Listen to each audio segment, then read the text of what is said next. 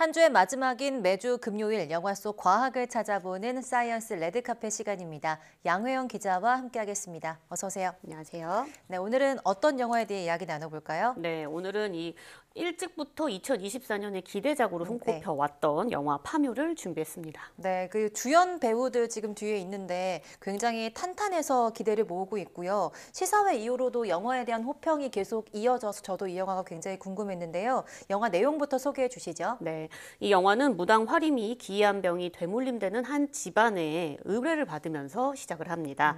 조상의 묘자리가 문제가 있기 때문에 이런 병이 생겼다라고 파악한 화림은 풍수사 상덕, 그다음에 장의사 영근과 함께 묘가 있는 곳으로 가보게 됩니다.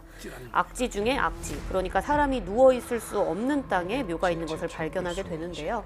이 묘를 잘못 건드리면 피바람이 분다는 걸 알고는 있지만 거액의 의뢰금에 파묘, 결국 묘를 옮기기로 결정을 하게 되는데 이때 나오지 말아야 할 험한 것과 마주치게 되는 겁니다.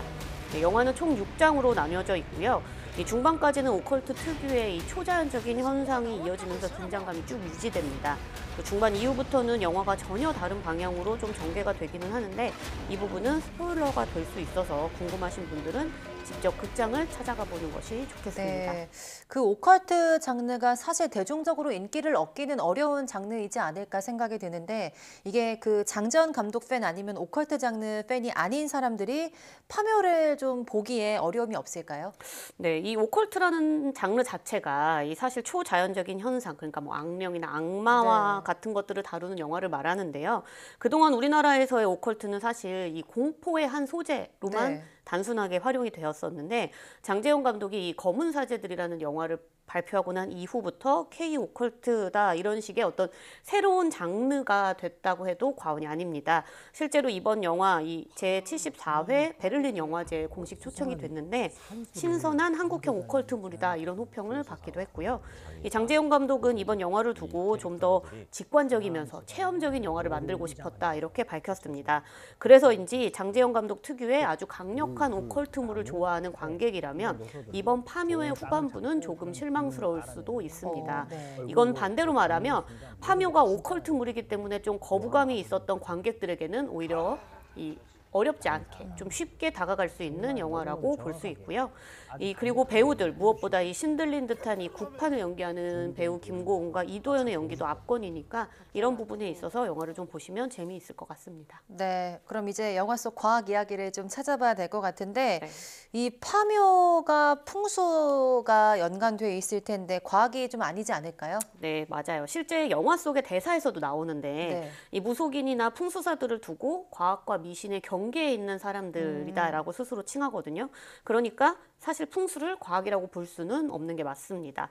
풍수, 그러니까 뭐 우리나라에서는 명당 찾기라고도 더 알려져 있는데 이게 시작된 게 조선시대 때부터예요. 이 태조 이성계가 한양을 새 도읍지로 삼고 천도할 때의 근거가 풍수지리였기 때문인데요. 이후 조상의 묘자리를 찾는 풍수 수요가 조선시대에 늘어나면서 어떤 묘자리를 쓰느냐에 따라 가문의 영광이 달라졌다 이렇게 당시는 믿었고요. 이 영화에서 이 배우 최민식 씨가 맡은 역할이 지관, 그러니까 풍수사인데 풍수 지리에 따라서 묘자리나 집터 등을 판단하는 역할을 하고 있는 겁니다. 네. 이 일에서 굳이 뭐 과학적인 내용을 좀 따져보자면 이 땅에 묻힌 유해가 별탈 없이 썩어서 자연으로 잘 돌아갈 수 있는 환경을 갖춘 곳을 잘 정하고 거기에 묘지를 두는 곳, 두는 일 이런 것들이라고 좀 볼 수는 있습니다. 네, 그럼 이번 영화에서 과학 이야기 다룰 게 뭐가 있을까요? 네, 우리가 묘자리를 정하는 이 과정들은 사실 과학이라고 볼 수는 없지만 무덤 그 자체는 굉장히 과학적인 네. 이야기가 많습니다. 특히 무덤을 통해서 현생 인류 초기부터 이어져 온 이 매장 방식, 또 장르의 기원 이런 것들을 알아볼 수가 있거든요. 지난 2021년 네이처에 실린 논문에 따르면요, 이 아프리카 케냐의 한 동굴에서 7만 8,300년 전에 있었던 현생 인류 호모사피언스의 유아 무덤이 발견된 바 있습니다. 태어난 지 2년에서 2년 6개월에서 한 3년 정도 사이로 추정되는 이 아이의 무덤은 현생 인류 무덤 중에 가장 오래된 것이었는데요. 네. 연구팀은 이 뼈를 감싸고 있던 흙을 분석해 본 결과 시신을 매장할 때 나뭇잎이나 동물 가죽으로 만든 수의를 이 아이에게 입힌 뒤 재빨리 흙을 덮었다는 사실을 알아냈습니다. 그런데 지난해에는 이 원시인류가 이 호모사피엔스보다 훨씬 앞서서부터 무덤을 만들었다라는 증거도 새롭게 나왔는데요. 네.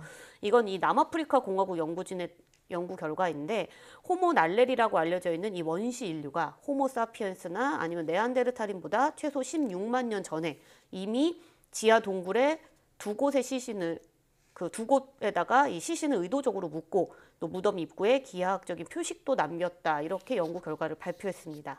연구진이 뼈의 방향과 토양의 교란 형태를 살펴보니 의도적으로 파낸 구멍에 시신을 묻었고 그 위에 흙을 덮어서 매장한 방식이었다라는 걸 확인한 건데요. 이 호모 날레리는 침팬지와 비슷한 머리 크기를 가지고 있는 것으로 알려져 있어서 작은 뇌를 가지고 있는 것으로 알려져 있는데 이 손과 발 모양은 지금의 사람과 비슷한 정도의 크기였다고 합니다. 이 호모 날레리가 무덤을 만들었다는 것이 이번에 발견되면서 꼭 큰 두뇌를 가져야지만 매장과 같은 방식을 할 수 있다라는 이 복잡한 행동에 대한 우리의 인식들이 더 오래전에 있었던 원시 인류에서부터 혹시 가능했던 것은 아닐까 이런 가능성이 제기됐습니다. 네, 정말 오래된 무덤을 통해서 인류 역사랑 또 진화 과정을 알아볼 수 있는 것 같은데요. 그런데 이런 인류뿐 아니라 무덤이 현재에도 식물이나 좀 생물학적으로도 큰 도움을 주고 있다고요? 네, 그렇습니다. 이 급속한 도시화로 인해서 자연 훼손이 굉장히 심한 상황이잖아요.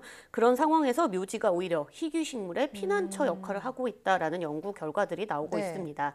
2005년 폴란드 연구에 따르면 이 폴란드 바르샤바 안해에서 그 가장 식물종이 다양하게 분포된 곳이 어디인지를 찾아봤더니 당연히 1등은 식물원이었습니다. 그런데 신기하게도 두 번째 2등으로 나온 곳이 묘지 24곳이었습니다.